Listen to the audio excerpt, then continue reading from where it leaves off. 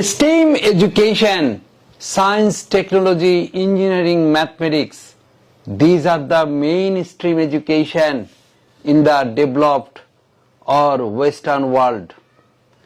If a student complete marketing masters in American university, he or she cannot sustain in America more than 2 years.